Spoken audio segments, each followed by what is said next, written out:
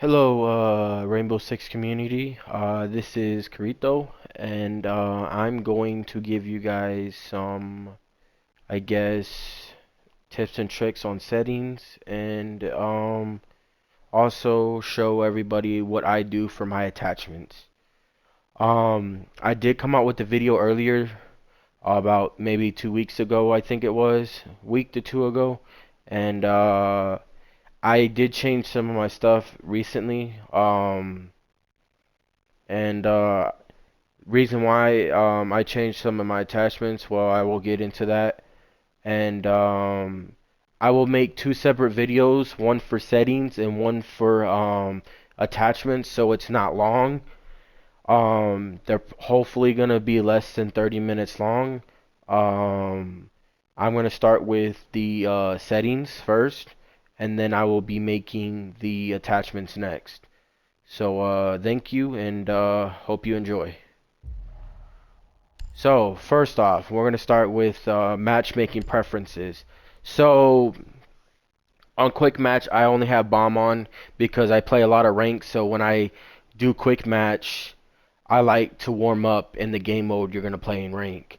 But if you want, you can leave these two on, but define matches quicker if you want to just grind stuff out. And I'm actually gonna turn them back on because I have been I said almost grounding. I mean grinding. I've been grinding for renown lately. So and I'll be doing my battle pass challenges and the Ubisoft Connect challenges in casual instead of rank, because why would I want to go for challenges in rank when I had to, I want to win, not try to go for challenges and win. Just make double trouble. So I'm gonna turn it back on. So advise you guys, it's personal preference. Honestly, just leave them on so you can find games quicker. To be honest, um, I do advise for training grounds for T Hunt. I advise to leave elimination on and turn extract hostage, protect hostage, and disarm bomb. Especially turn off protect hostage because of the fact that there can be that glitch where the terrorist hunt don't actually go inside and you have to find them outside somewhere, and you can only go outside for 10 seconds, and it's just chaotic. So extract hostage and disarm bomb. You can do extract hostage very easy. Just grab the hostage and disappear. So I mean, honestly, it's too easy. It's not giving you really time to elimination and practicing your aim. Disarm bomb, on the other hand, is actually a little harder than elimination. You have to defuse two bombs, and also there's a lot of enemies, so you can actually get a lot of work done in disarm bomb too. But I say elimination because you go in, eliminate everybody, you're done in like less than 5 minutes, hopefully. Disarm bomb, it's gonna take about a good 5 to 10 minutes probably, and honestly, you want to practice your aim. You don't want to also worry about the objective and practice your aim, and it just takes more time. So, and you don't even get more renown for it, depending on the game mode. You don't. So, really, honestly, just keep elimination on. Lone wolf operations, or I mean, not operations, options. I cannot speak today. Trading grounds, I have it on default. Every once in a while, I put headshot only to practice my headshots out. But honestly, I really don't need practice on that, and I'm not a guy that actually does T hunt a lot. I only do it if I'm with some of my people I play with, because they prefer to do it that way instead of running a unrank or a casual. I just run unranks and casual to warm up. I mean, I'm warming up against real people instead of AIs. So I just like it like that. Training ground map preferences. Honestly, I'm gonna change stuff up. I'm gonna turn house off, Oregon on, Hereford base off, clubhouse on, presidential plane off, yacht off, consulate on, bank on, canal on, chalet on, Barlet U off, cafe on, border on, favela on, skyscraper on, coastline on, theme park on, tower off, villa on, fortress off, outback on. Just because these are all the rank maps. So if you kind of want to have, if you're gonna do T hunt and you do an elimination, you're gonna go into the building and everything. You kind of want to have your maps that you have in rank inside T hunt, so your mind stays fresh on the maps, So not gonna help much really, but yeah, that's basically it. Um, so ping on just leaves that default. Honestly, it shows your ping and your teammates' pings. So honestly, you want it on. It just you know I don't know. I just think you would want it on. It shows the red pings, the yellow pings, all that. Um, I have minimal metrics on because I like my FPS and I like my ping, so I know what's going on instead of having to hit the big touchpad button on the remote to see what's going on. I can see it there. I mean, yes, you also got the fact that you can get the connectivity feedback, but sometimes these don't always pop up right on the time that you're lagging. So I don't really lag anyways. I just like knowing what my stuff is at. It also helps me out if I'm in game mode or not, or how everything's working out because if I'm at 120 frames and everything and my ping's fine and I'm moving slow, sometimes it reminds me that if my TV's in game mode or not. Normally I don't have that problem, but sometimes I do because I have my TV set to where it doesn't auto because well, it auto does it, but sometimes if I'm doing something else and then I go straight back to gaming, sometimes it doesn't always change basically. Psycho inside camera groups, that's honestly I don't really know how to explain it. I'll just read it. Activate this option to navigate inside camera groups and observation tools when watching the last camera of the group. Navigating to the next one will bring back to the first camera of this group. Basically, if you are on the camera and you get off it and get back on, it takes you to the first camera of the group, basically. I honestly don't care. I've always been used to having it off. I'm not really used to a lot of the new stuff. Honestly, the only new stuff that I really mess with is the drone after prep and drone stuff in general. I have it on, oh, excuse me, I have it on automatic. You can have it on manual or semi-auto, your choice, but automatic, even if your drone gets destroyed, I mean, I like to have it like that just in case if there's going to be a run out, a spawn peak, I'm automatically my person instead of droning still, so I'm not vulnerable. Now, there's not a lot of maps where you can spawn peek right off from the area, but there are some cheeky ones. And that's just my opinion on that. HUD, custom. I have everything on, even have the compass on advanced. It doesn't really bother me that it's big or small. I used to, my last video I used to have some of these options off, but I felt like it was helping me, yes, but it wasn't helping my call outs for my team because I didn't know with some of my points I had my point system off, so I didn't know when I destroyed a certain gadget or something like that, and my teammates could push in or not. So I turned it back on so I can do better call outs. Um, the options I had last time, which I did delete the video because I'm making this new one.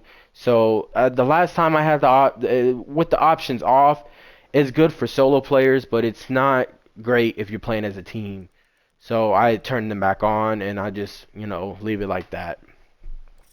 Audio, English, subtitle your choosing, and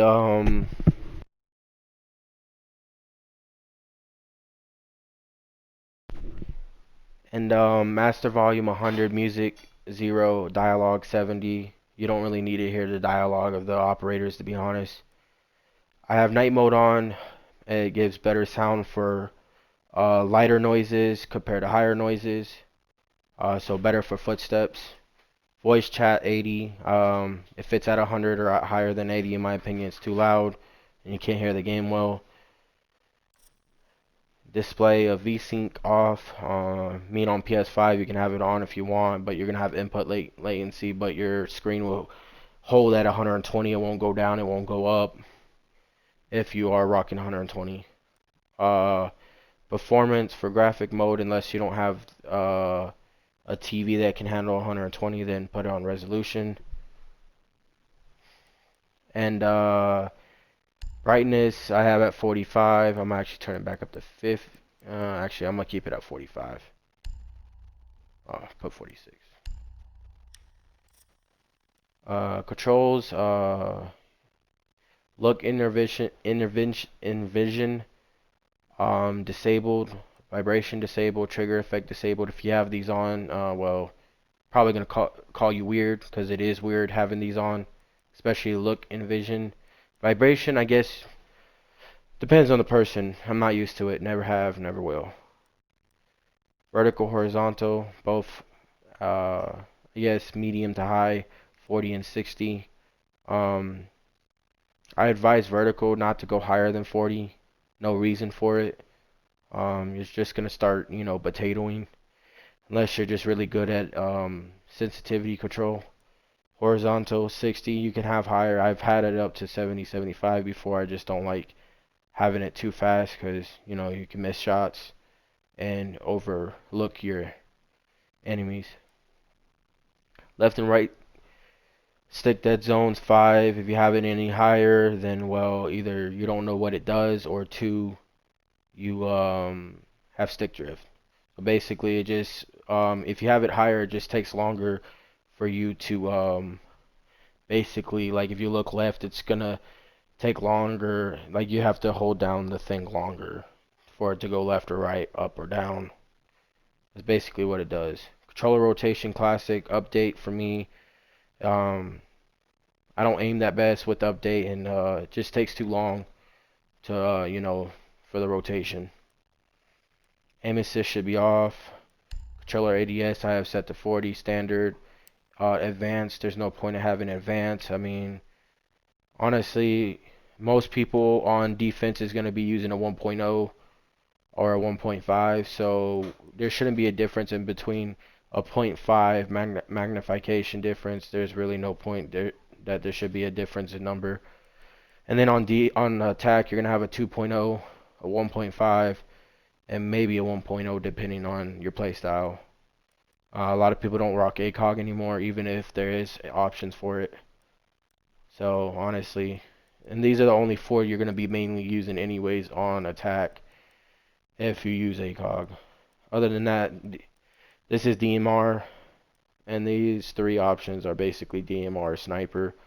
I don't even know who has a 4.0 or a 5.0. I'm guessing 4.0 is maybe for Glass, and a 5 and a 12.0 are probably for Cali. I have it set to 40 standard just because I think everything should be the same, honestly. Plus, you would have to get used to different scopes each time, and if you want to change up your playstyle or anything, you're going to have to change this up repeatedly. So just leave it to standard and your liking, basically, because it is personal preference. Gadget and drone deployment I both have set to advanced.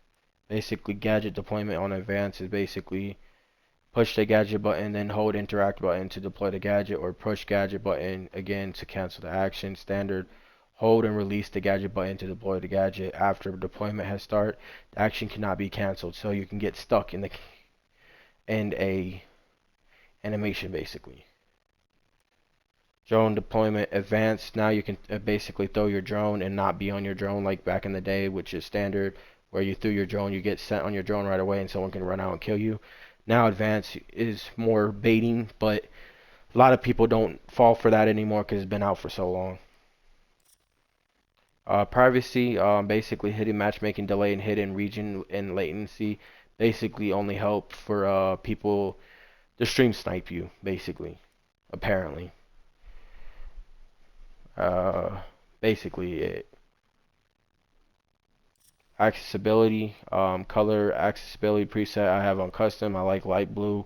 I prefer lighter colors because they go better in the light and in the dark. When you have dark colors like blue and purple, or white or black, white and black, you're just not gonna see really well with it, in my opinion. Purple and blue, dark, regular blue, too dark, and it's hard to see in really bright areas. So I just have it on light blue or turquoise. Optic opacity 100. I mean, honestly, If you do any lower, like you would have to go like 60 or 50 for it to even really show a difference. I mean, unless you have really good eyes, obviously. These don't matter. The rest don't matter. And that will be it. Thank you.